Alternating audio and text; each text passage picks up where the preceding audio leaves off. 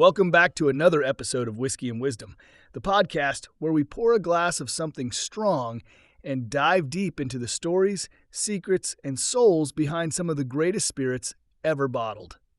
I'm your host, Whiskey Dan, and today we're going to travel back to the roots of Tennessee whiskey. But this isn't just a story about a brand. It's a story about friendship, forgotten history, race, redemption, and the true heart behind one of the most iconic whiskeys in the world, Jack Daniel's.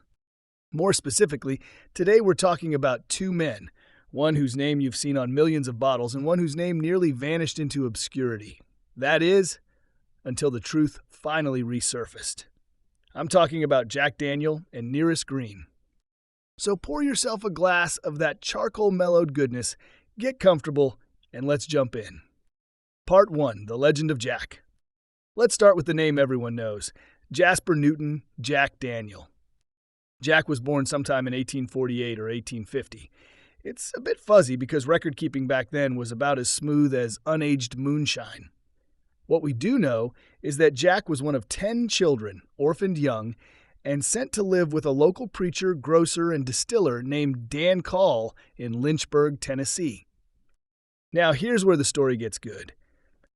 Dan Call had a distillery on his property, and like many distilleries in the American South during the 1800s, it relied on enslaved labor. One of the men working the stills was Nathan Nearest Green, an enslaved African-American who wasn't just helping out, he was the master distiller. Let me say that again for the folks in the back. The man running the still, teaching techniques, controlling flavor profiles, was a black man named Nearest Green. Jack learned everything from Nearest: how to ferment corn, how to master the Lincoln County process. That's the charcoal filtering method that makes Tennessee whiskey so distinct from bourbon, and how to make smooth whiskey before he could probably even shave. Part 2, Nearest Green, the first master distiller. Now, Nearest Green was no ordinary distiller. He was the kind of craftsman who could take corn mash and turn it into liquid gold. Dan Call himself admitted, and I quote, "Uncle Nearest is the best whiskey maker I know." Nearest became more than just a mentor to Jack. He was his teacher, his friend, and later his employee.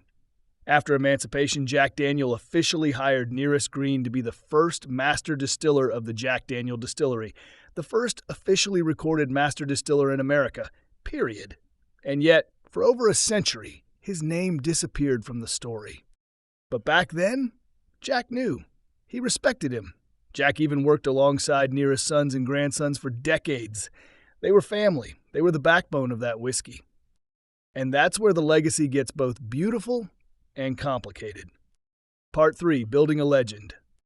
In 1866, Jack Daniel officially registered his distillery, making it the first registered distillery in the U.S. That date is proudly stamped on every bottle. But let's be real. Jack wasn't doing this alone. Nearest Green's influence was literally in every barrel. As Jack's distillery grew, so did the demand. He moved the distillery to Cave Spring Hollow, a pristine limestone spring that remains the water source to this day. That soft, iron-free water?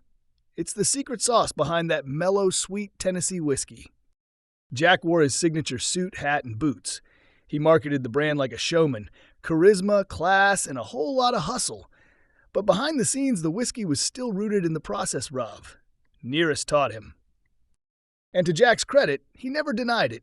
He honored Nearest in ways unusual for a Southern businessman at the time. He paid him, he trusted him, he gave his sons jobs, but history didn't write it that way.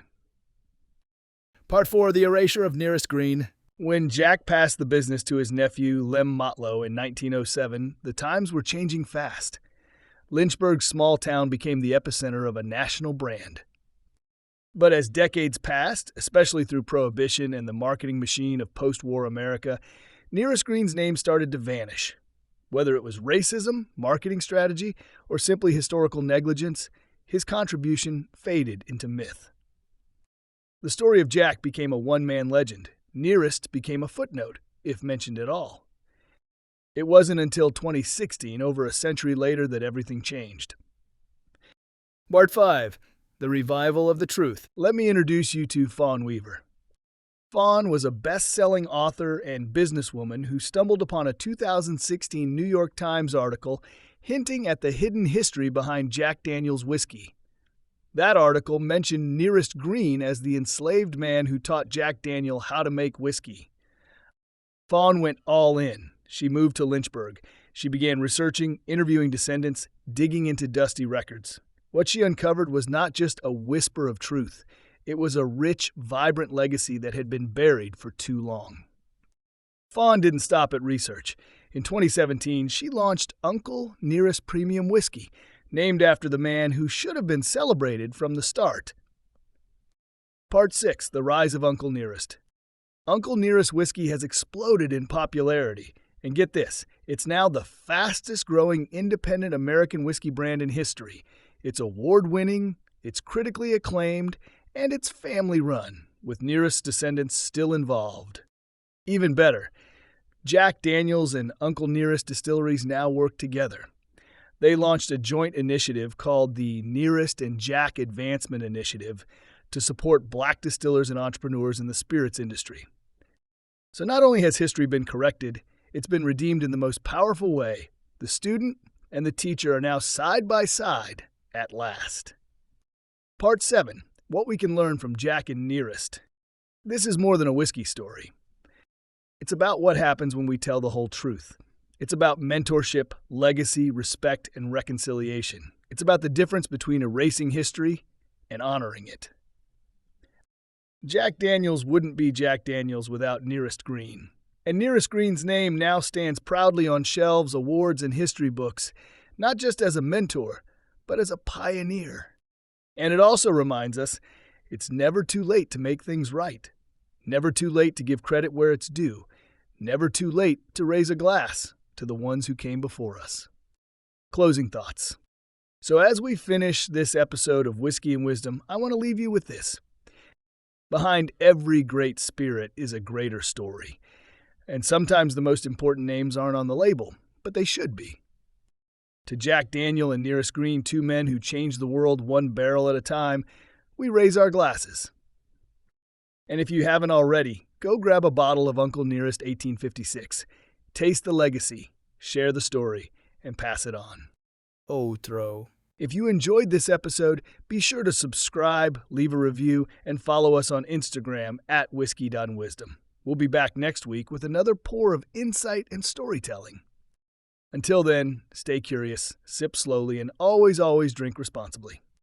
Cheers,